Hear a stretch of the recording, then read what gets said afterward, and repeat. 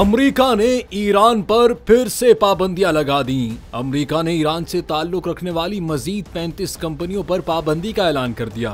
इस हवाले से अमेरिकी हुकाम का कहना है कि ईरान गैर कानूनी तौर पर तेल फरोख्त करके पैसा जौहरी प्रोग्राम, मिसाइल और ड्रोन्स की तैयारी पर लगा रहा है, जिस पर पाबंदियां लगाई गई हैं। अमेरिका की जानिब से नई पाबंदियों की जद पर आने वाली कंपनियों और वेजल्स में Marshall Island flagged Guyana flagged फेंसिक, किक आइलैंड फ्लैग्ड बर्था, यूरी और मिनहैंग, साउटोम और प्रिंसेप फ्लैग्ड एल्वा और सेरिसवन शामिल हैं।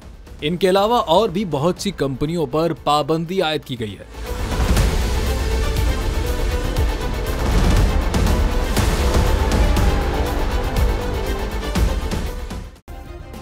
सब्सक्राइब करें और बेल दबाएं ताकि कोई खबर रह न जाए।